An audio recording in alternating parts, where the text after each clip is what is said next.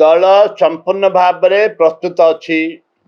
प्रथम कथा हूँ आम एमएमडीआर माइनिंग इश्यू जोटा कि ओडिशार जाति जनजाति आदिवासी दलित खटिकिया चाषी मूल्यांकर जो ओडिशावासी साधारण वर्ग जो क्षति होची 1,10,000 कोटी टंका जो प्रथम क्षति है एवं वर्ष को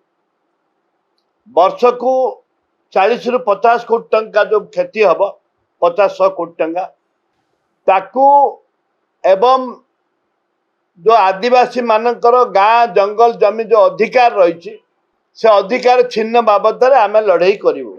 नंबर 1। नंबर 2 जो बही जो लेखा जो बही प्रिंट होती कोटी कोटी टंका आत्मसात कर महाराष्ट्र सरकार को महाराष्ट्र जने कंट्राक्टर देकर तापर आम छाड़ार प्रश्न उठुनी।